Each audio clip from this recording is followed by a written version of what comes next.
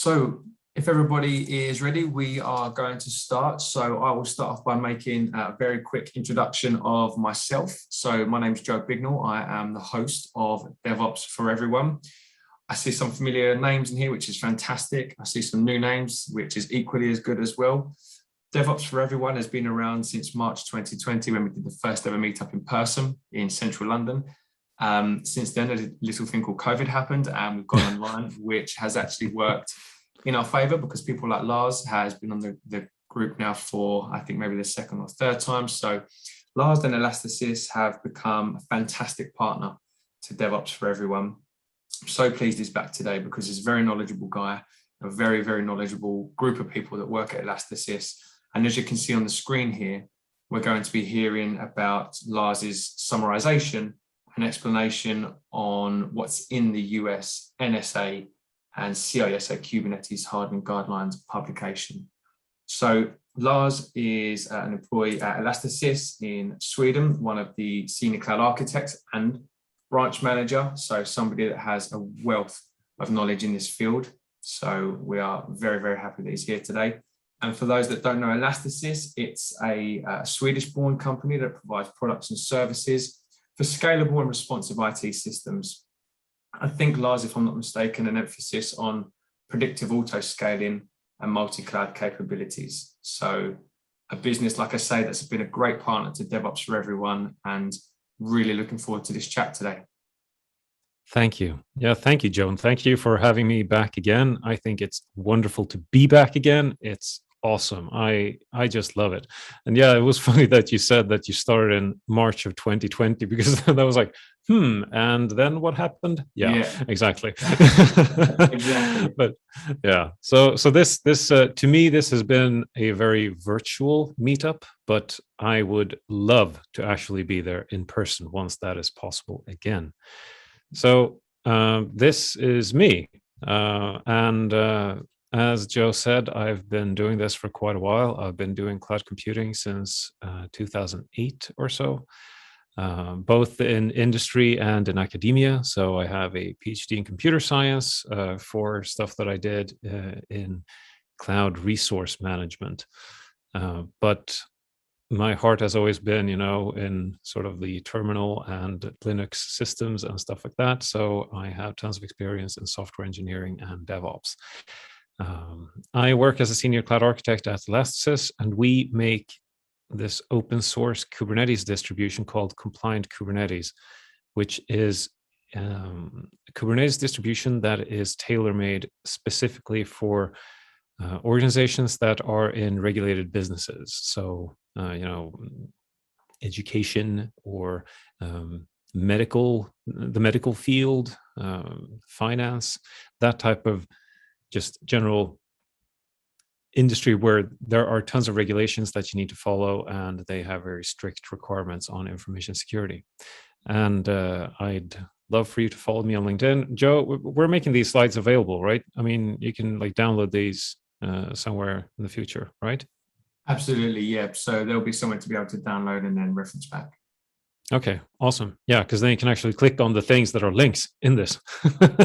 So makes sense. Yeah, that's good. Yeah, right. So the outline for the talk today is that I will first briefly just mention the different types of threats that are in this NSA and CISA report. So Kubernetes Hardening Guidance that they released in August this year.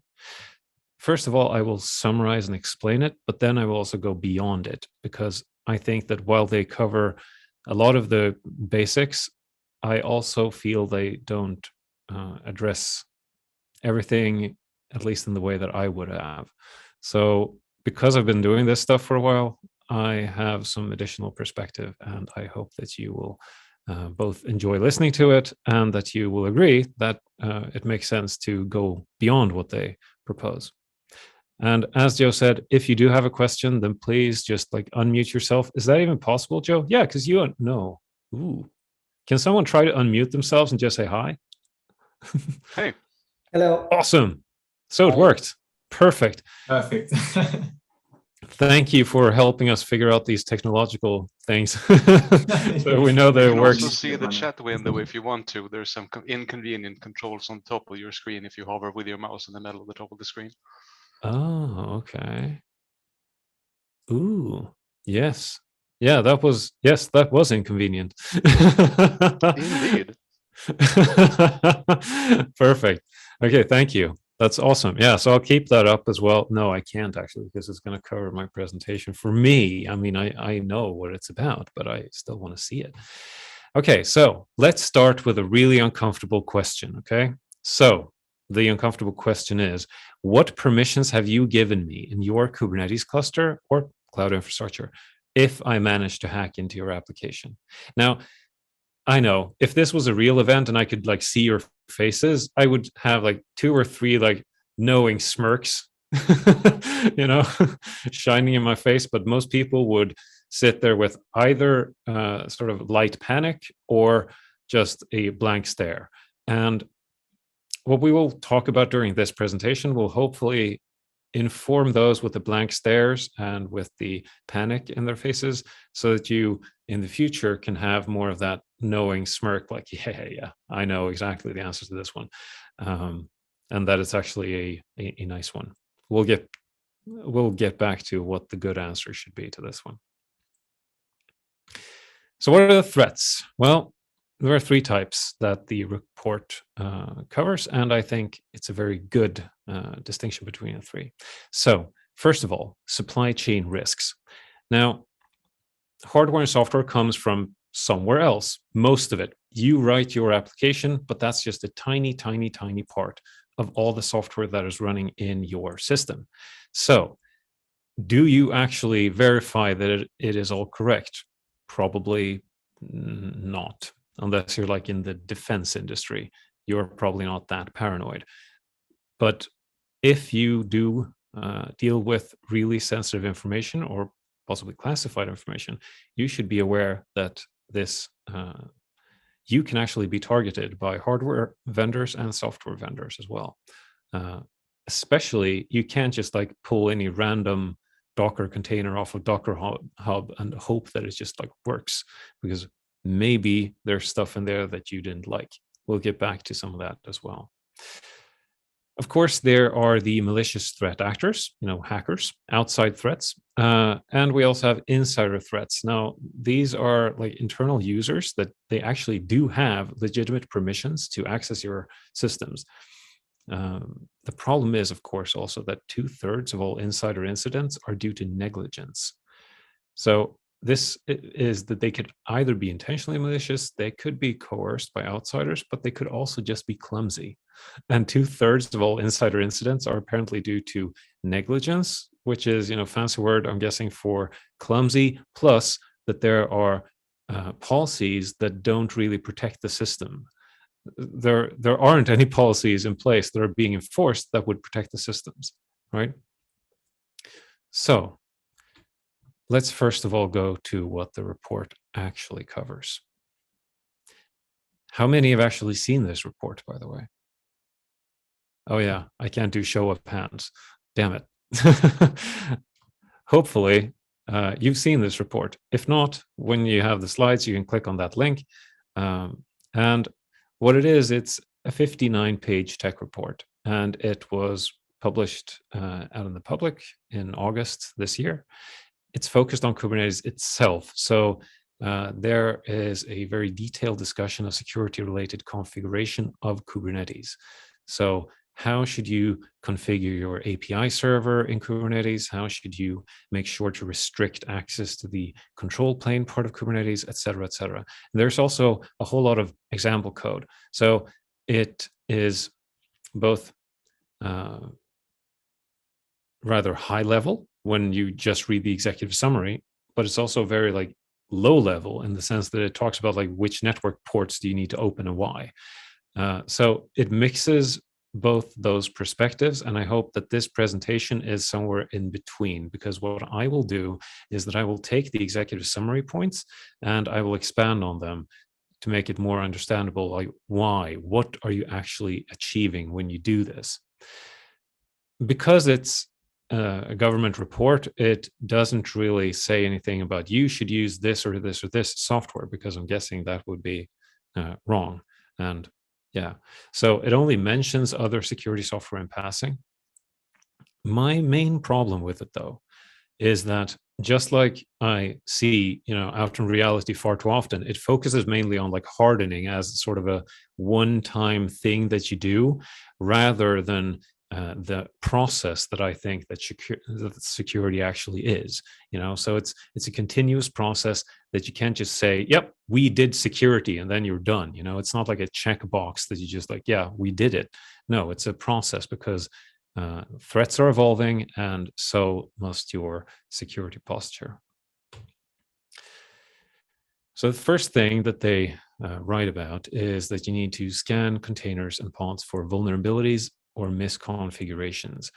And the problem, or one of the problems with containers and security, I'm sure you're aware that container images are immutable. That is, they don't change, which is wonderful, because that's why we love containers. I mean, we want them to not change, because that means that we can just let, here is the container image that we tested in our QA environment, and then we can promote that to staging, and we can promote the same one to production, and we know that there are no underlying changes.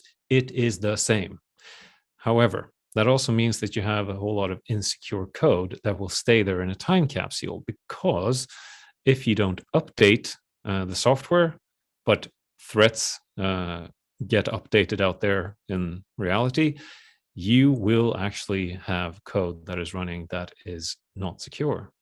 And the ironic thing is that the more stable a component is in your deployed system, the more infrequent you update it, the worse that actually is for security.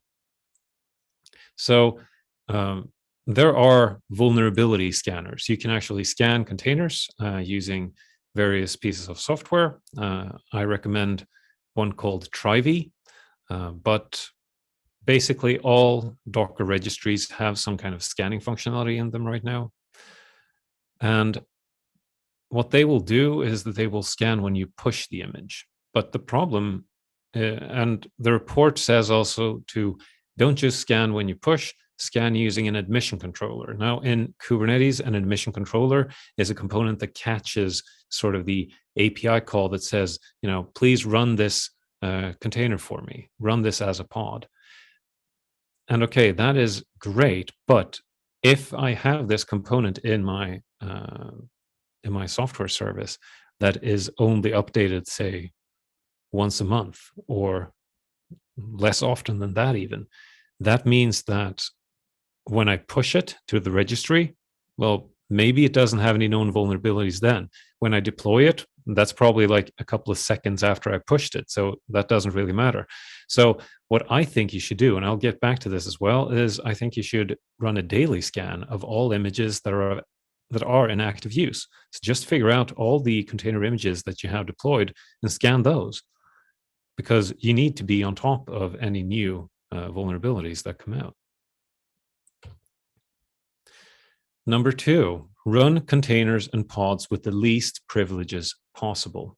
So as you may also be aware with containers and security, basically the default settings for containers and also Kubernetes has been to not really care all that much about security. So containers run as the root user by default, and that's not good at all. And the report also says, if you have this container and it has a file system, but it's not actually supposed to write anything to the file system, why would you even allow it? So use read-only file systems until need arises.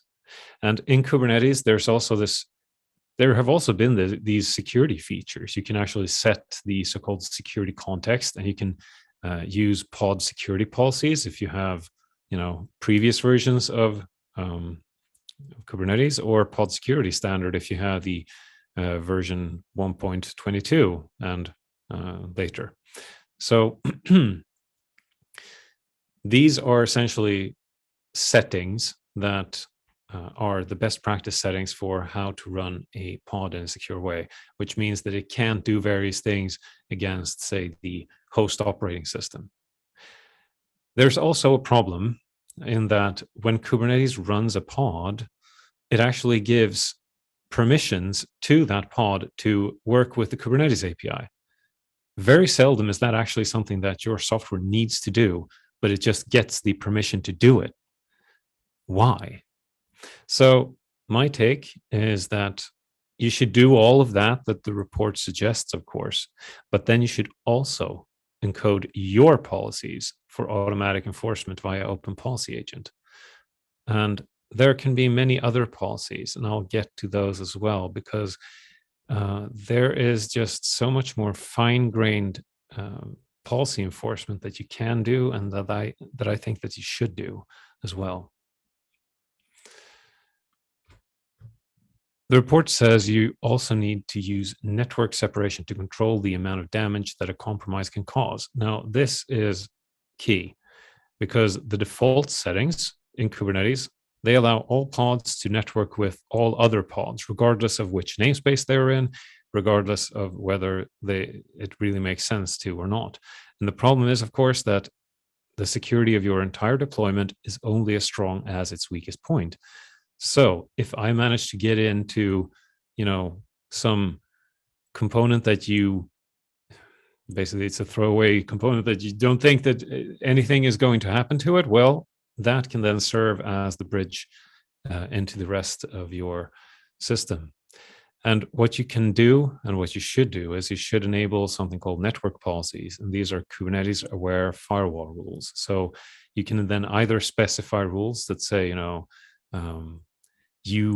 this component can talk to these IP blocks, or these components can network with these other components in Kubernetes. So then you can say a rule that basically says only allow components that are marked backend to connect to components marked database and nothing else. So nothing else can actually connect to database. Also, backend can't connect to anything else. So then you can really limit the amount of exposure that you have if anyone would manage to hack into your system. But that's like within the cluster.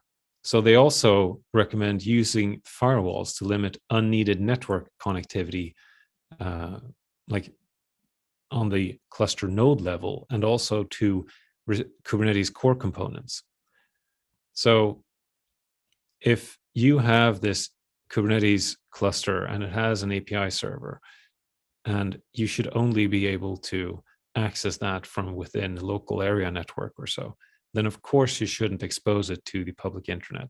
And of course you should also only restrict it so that only trusted users could possibly access it, because why make it easy for automated vulnerability scanning tools to find, like, hey, here's a vulnerable Kubernetes API server. I'm gonna launch an automated attack against it. That doesn't make any sense. So the same goes also for the etcd database in Kubernetes, because that's sort of the brain of Kubernetes, together with the controller managers. So restrict access to all those core components. And then also, it doesn't really make sense to have unencrypted by default network traffic in Kubernetes clusters if you are running on untrusted networks. And I'm not sure what that means for your organization. So to some organizations, the cloud would be an untrusted network. So like in Amazon, you wouldn't trust that. For some organizations make a different risk analysis, and they say, no, Amazon is fine, but if we ever need to run like on-premise at a customer location, that is untrusted. So what I think you should do is you should use a networking provider with transparent encryption in it. So WireGuard is this new type of VPN that you can actually use as a feature in Calco, and there you just have automatic encryption. You don't need to worry about it, and the pods aren't even aware.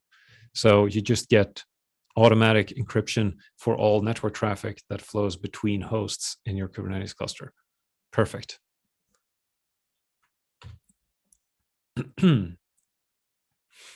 So Kubernetes ships with support for authorization. It doesn't have any smart system for authentication. So access control is a problem in Kubernetes clusters. There is support for understanding OpenID Connect and a few other options, but you need to actually opt into them. So you need to actually actively choose to have authentication features.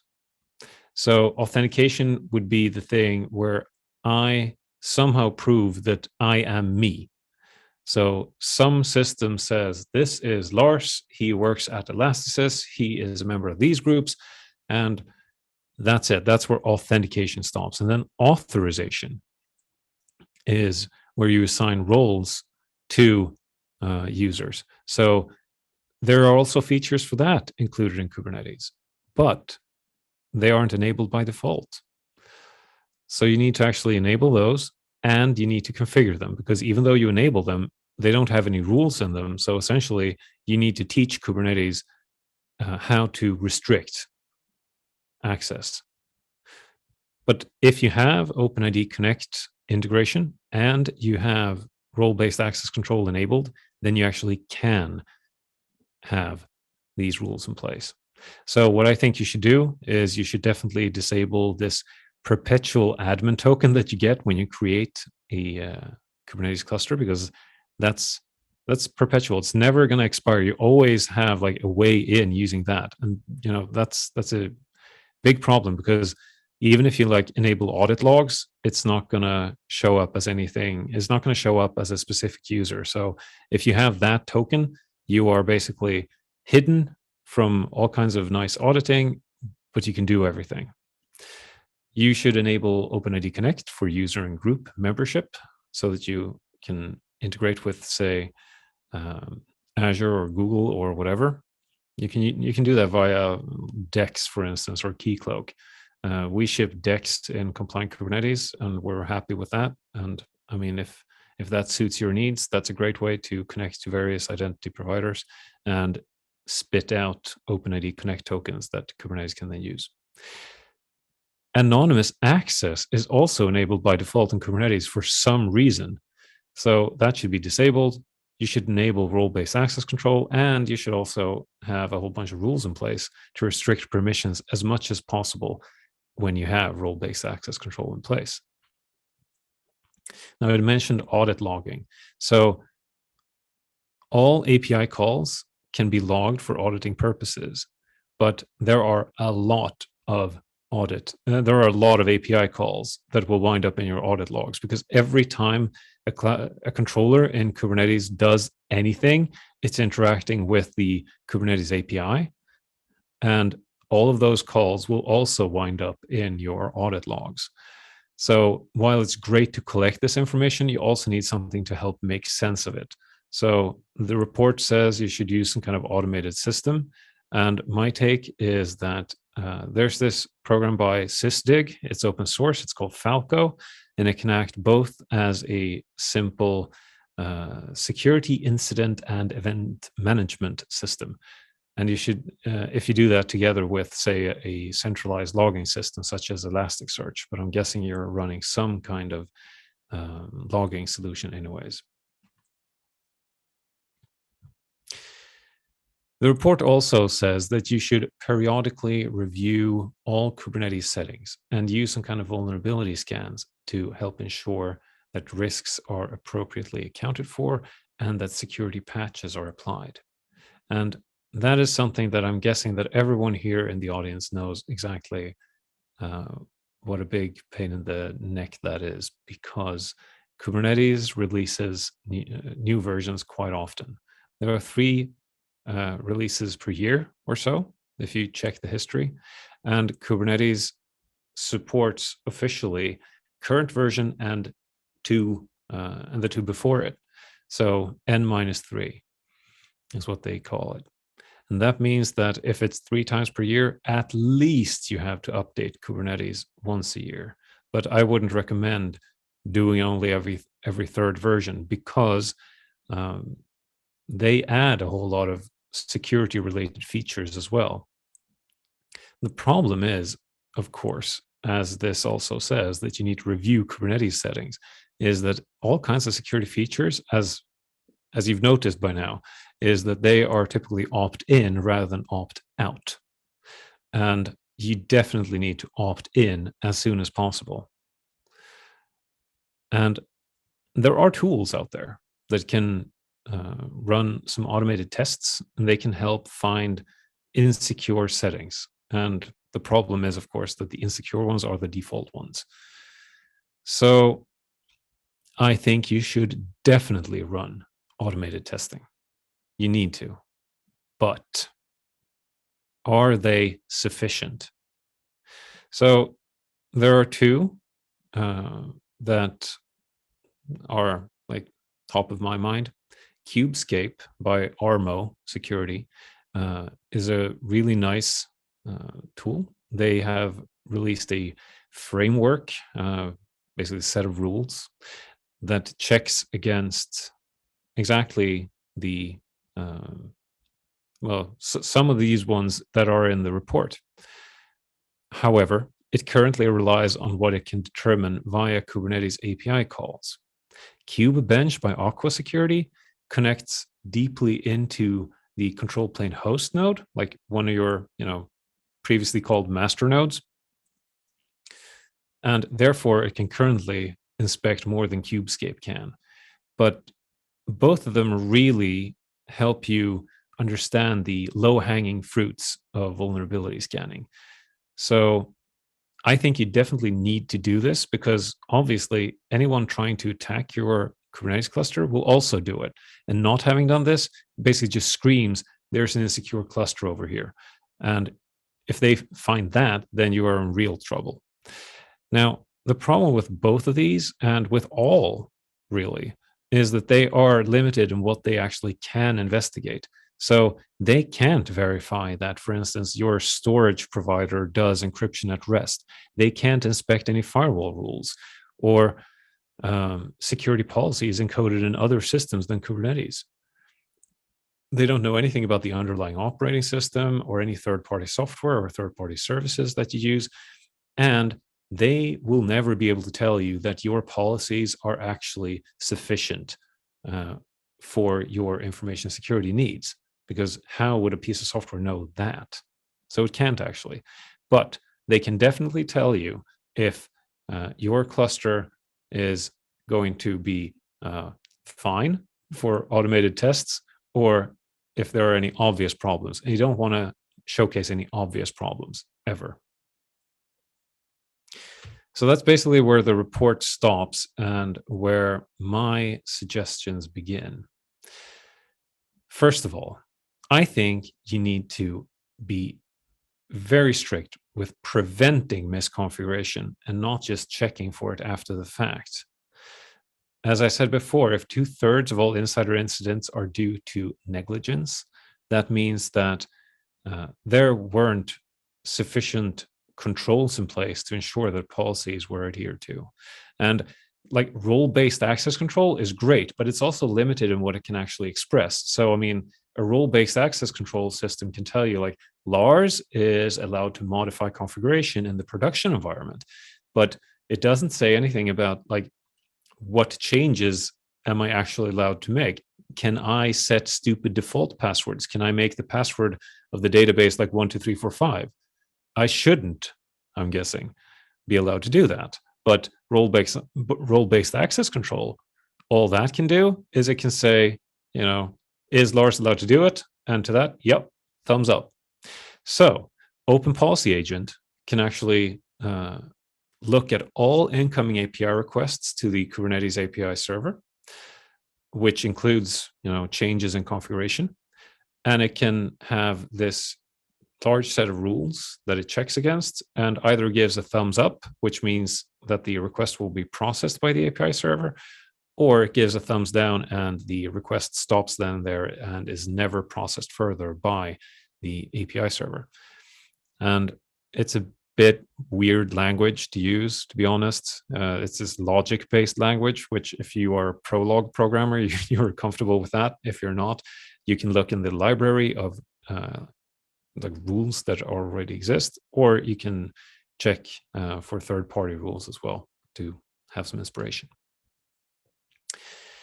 Now, the problem is, and I think everybody is probably like technically aware of this, but they don't think about it like day in and day out. And that is that any permission that you give to an application will also be given to bad actors, malicious users, hackers, whatever. So a hacked application will have all the permissions that the application usually has. So now all of a sudden that hacked application can go in to your third-party software as a service integrations. If you have this VPN or something that connects back to your back office, you know, the hacker can use that too. It can access databases freely. Probably can also quite easily determine how to connect to the database. So you always need to restrict your app components as much as possible. Because, and this is something that I see like all the time, like why would something that is just supposed to like get a REST, you know, incoming request over some REST API, why would it ever get to do anything besides get the request in, do some processing and send back the results? It shouldn't write anything to like local storage. It shouldn't do any integration with third-party applications unless it absolutely needs to. So always restrict as much as possible. You also need to keep cloud resources specifically in mind. So, I mean, say Amazon has like what, 200 something services, and it's great. They have great services, but it can also be quite cumbersome to use them. So it's very tempting to install like various controllers and operators that are out there in the cloud native ecosystem and community. And they can offer like various cloud integrations, like, oh, I can take care of this stuff for you. But you really need to check the code and also documentation, of course, like how seriously do they actually take cloud security? And you need to reject the ones that aren't clear about how configurable they are with regard to what permissions do they set on these cloud resources that they manage for you. And also you should, of course, restrict as much as possible for them as well. So I will never install anything unless it also specifically says what permissions will it set and what permissions does it actually need to run. Did anyone have a question? I thought I heard somebody say something. No. If you do have questions, then please interrupt. Here's a question. Does your application unintentionally have permissions in your cloud? Because that's a big problem. So what I've seen many times is that people assign, you know, these instance profiles that basically give worker nodes in your cloud the ability to modify, say, DNS records or auto scaling groups, you know, so you can scale the cluster up and down or whatever. The ability to modify load balancers. Because the problem is, if those apply to the server itself, if they apply to like the worker node, that means it applies to any application running on there as well. And if I manage to hack into that application, then all of a sudden I can act as your virtual machine in the cloud. And then I have those permissions as well. Because to the cloud, it is a call that comes from that server. And all you need to do as a hacker is you can just figure out like, hi, cloud, can I have, you know, my permissions now? And then please run these API calls for me. So all of a sudden, maybe you can scale up the amount of servers that are running, and then you can, I don't know, mine Bitcoins or whatever you want to do with a whole bunch of extra free capacity. As I said before, you need to regularly scan all your deployed container images, not just when they are new and like have been pushed to the image registry. So what I think you should do, you should loop through all your pods that are currently deployed. You should determine which container images are in active use in those pods, and you should scan those images. And if you do that daily, then you have the best possible support from this vulnerability scanning tool that you are using. So I think that is much more secure than the model scan on push or scan on deployment that the NSA and CISA report said. This one is the one that I love the most because it's so much fun for your engineers to break stuff. Because basically building is hard, but breaking is easy. And it's also fun. Like if you have kids, you've seen this, building Lego or whatever, that's hard. Or building with dominoes, that's hard. But breaking is really easy and it's way more fun. I think you should regularly have your own staff security test your entire system and make it a half day or full day event, because it's a lot of fun and you will see a whole lot of creativity coming out of your staff. So your engineers have access to source code, which hackers don't. And if you let your engineers break your application, it's way better if they find an errors than if hackers do. What this will do is it will foster this security first mindset. And that is key, because often security is that thing that, you have a security review every once in a while, and then you just get issues that wind up on some backlog, and then they get ignored forever, and it doesn't do anyone any good. So they just, you take care of like the top 5 most critical ones, the one that seems like high priority, and you never take care of the rest of them. That's not a whole lot of fun. You need to have this security first mindset instead. And this is a way to communicate that you actually take this stuff seriously. I've done this for customers, and you really should also keep stuff like denial of service in mind when you do this, because for one system, for instance, I could break that very easily with just my laptop. I just made normal requests, but just far more of a certain type than the engineers had ever thought was reasonable. Like I created more groups and nested groups than was ever intended. But of course I could do it because the system allowed me to, but it also made the database really slow for everybody. And that was an interesting bug to find. So do this, you'll have a lot of fun, and you'll be able to catch errors before the hackers do. And that is so much better.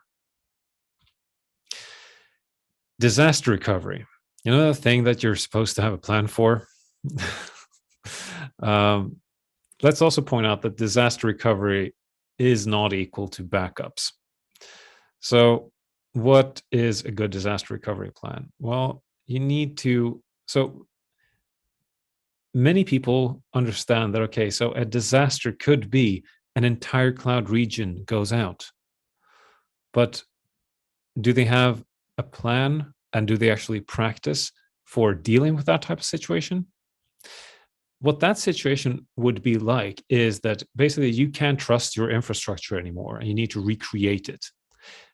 I think you should also practice this from a security point of view, because basically, is it possible for you to see this large scale attack as a disaster? And then maybe if you could practice like, okay, so we need to nuke everything we have. We need to recreate everything anew. We need to restore data to what it was like 5 hours ago before this attack started. And of course, we also need to, plug whatever hole the hackers got in through. So you should really have a disaster recovery plan in place. And I know from experience that basically everybody knows they should have this, but they don't have it in place. But please prioritize it, because large scale hacking is a disaster to your business. There are many nice systems that you can also use. So intrusion detection systems they will tell you about ongoing attacks. So basically, you determine somehow, either via rules that you encode or via some kind of machine learning thing, how the normal operation of an application, what that looks like. So what's the normal behavior? And then an intrusion detection system can tell you when the application starts to deviate.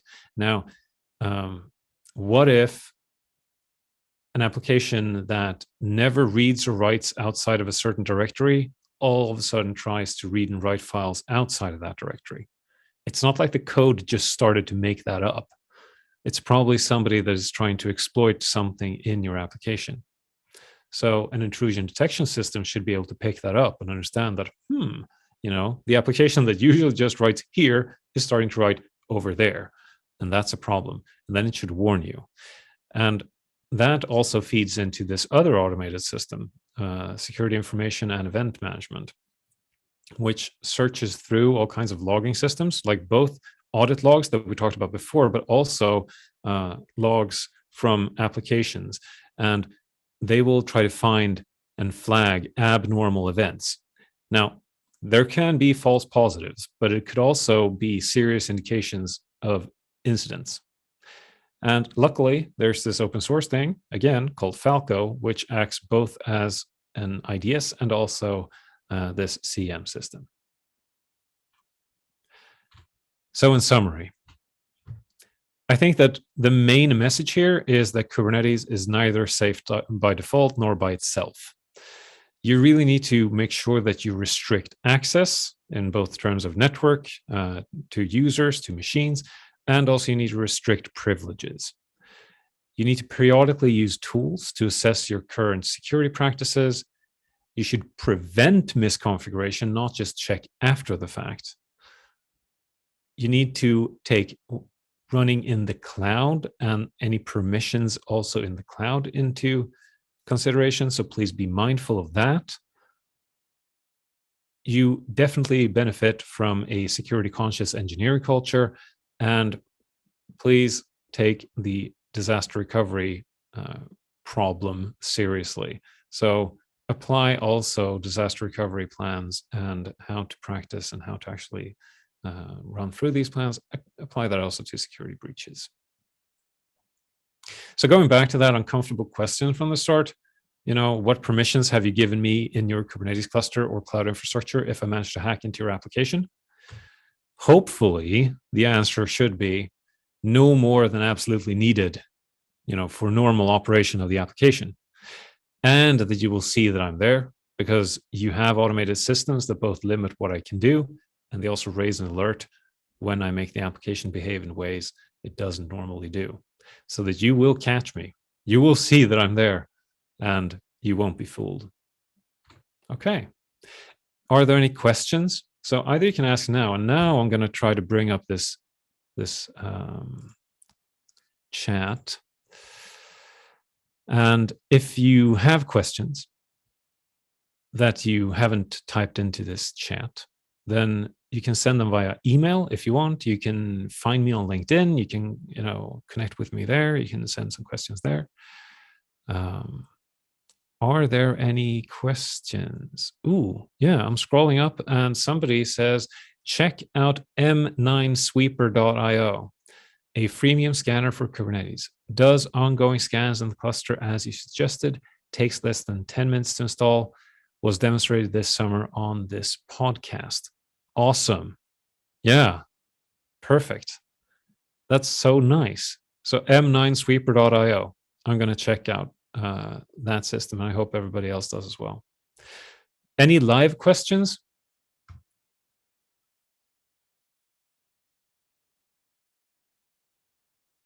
How about using Kyverno instead of OPA? Yeah, sure.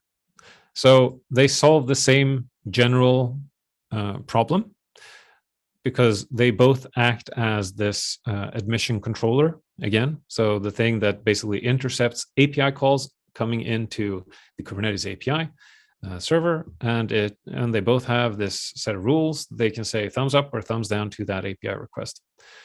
And basically, Kyverno and OPA, they have different, there's the language, how you specify rules is different. And sure, I happen to like OPA and Gatekeeper, even though it has a bit of a weird language to use, simply because it's something that's been around. You can integrate it into other pieces of software as well, because you can use it as a library. And I've had some great success with that. But yes, do check out Kyverno as well. If that is nicer and fits your mental model of how these things should work and how you want to write rules, then by all means, use that. Just use something. Any other questions? By the way, thank you for the question about Kyverno.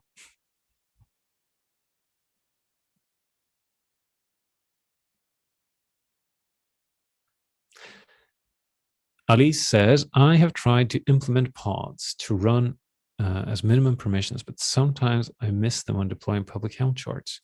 Are there tools that you know that will tell the state of the cluster, which containers are running with root or higher security context? So what I think you can do in that case, so basically the question is, can you scan after the fact if containers are running with poor security defaults? And yes, I believe that is part of Kubescape. So try Kubescape, because I think it's going to tell you. But what I think you should do, again, this goes back to, I mean, I'm starting to sound like this broken record. You should have open policy agent in place, I think, because that will look at all incoming API requests, even if they are made by Helm, and it will make sure that you can't break policy. Joel Hedlund, with a whole lot of acronyms after his name, asks, sorry about that. Would you use Kubernetes for processing large-scale GDPR Article 9 style sensitive personal data? If so, what would be your approach? Would you be willing to enlighten people about GDPR Article 9 style sensitive personal data? Yeah, that's special categories of personal data, like data about an individual's health or sexuality or religion or persecution stuff you can blackmail people over, basically. If it leaks, then there may be a national disaster. Yes. All right. I would. And the reason why I say that I would is, of course, that is the whole point of that compliant Kubernetes distribution that I was talking about that we make. So if you process that type of information, you need to be very mindful of what cloud provider, if any, that you use, or if you maybe run an on-premise Kubernetes cluster. So, I mean, your security, the information security isn't really affected in the sense that, I mean, you need to affect it. You don't need to like, oh, I'm running in the cloud. That means I'm sending it like to, say, Amazon. No, it doesn't need to be. I mean, you can actually benefit from Kubernetes even if you run on premise, because I'm guessing that you want to process this type of information. Say if it's about, you know, patient data. For example, maybe you need, yeah, maybe you need to process this on premise. Maybe even like in the hospital's own basement. Essentially, they might have a data center. So you're good at guessing. Yeah, right. So maybe that's what they require, and then you can use Kubernetes there, because the point is you want to use Kubernetes because it helps accelerate your developers. You want to be able to push out software. You want to use cloud native tools. You want to use, like, I don't know, like Postgres managed by, say, the Zalando Postgres operator. I don't know why. I mean, there are many reasons why you would like to use Kubernetes, but that doesn't mean, you know, use of Kubernetes does not imply we're sending it all to this public cloud that's run in the US or whatever. It's not the same. It's not a necessary step. So in Compliant Kubernetes, we use this tool called Kubespray to install, and that can work on bare metal, anything that basically has an IP address and runs Linux. You can install Kubernetes onto it, and you can then take it from there. So I would definitely use Kubernetes for processing that type of information. No problem. Fantastic. Yeah, right. Anyone else have any question?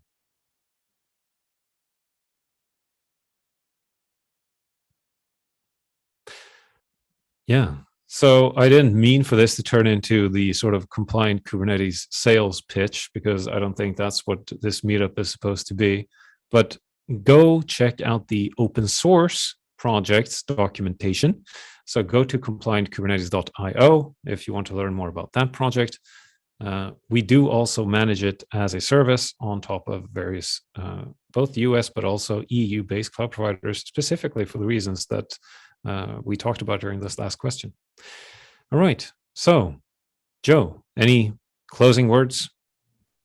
Yeah, absolutely. I appreciate all the information and answering all the questions as well. So thanks for the interactiveness from everybody in the audience. Lars, I believe there is also a blog post that covers a lot of what has been mentioned today.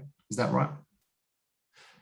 Oh, yeah. There are actually two. Now the second one is actually public as well. We sent it for publication with KubeCon, and now it's also public, which is kind of strange because KubeCon is like, what, in a couple of weeks. But yes, so there is one blog post where I've summarized the NSA and CISA guidance report there, you know, the Kubernetes security hardening guidance. Mm-hmm. So that's on elastisys.com. You can find the blog there. And the other one is, I think, in containerjournal.com. Emma is where has just posted it in the chat. Yeah. Thanks, Perfect. Emma. Awesome. Can you also link to the to our own blog post, maybe? She's on the ball. Awesome. So I also got a question sent privately to me, so I'm not going to read that person's name. Essentially the question is, do you need to have a person that is an expert in Compliant Kubernetes before you try to implement Kubernetes in a large enterprise, or what's the story basically? And no, you don't need to. I mean, it's Compliant Kubernetes. If you go to compliantkubernetes.io, you'll see that basically we install using Kubespray, which is this standard tool for installing Kubernetes. We have our own fork so that we can implement changes faster, but then we upstream any changes that are of relevant use for everybody else. We've added, support for vSphere because on-premise installations, and for cloud providers such as Exascale and UpCloud and other cloud providers. So using Kubespray, you install Kubernetes, and then you put our applications on top of that, and that gives you this fully featured cluster, which has all kinds of nice things like backups and monitoring tools and log processing and access control, all kinds of nice things that you would probably anyway want to build yourself. Yeah. So no, you don't need an expert from us. You can figure that stuff out on your own. But if you would rather have somebody from us come and help you, then obviously we can. It's all open source, and you can find it all documented on compliantkubernetes.io. Anyone else? If you do have any questions, I think time is running out. But if you do have any questions, then please, by all means, do send them either via email or find me on LinkedIn. Thank you so much. And thank you, Joe, for having me here again. Not a problem. Absolute pleasure. Thank you very much. And thanks for your time. And thanks everybody for staying tuned.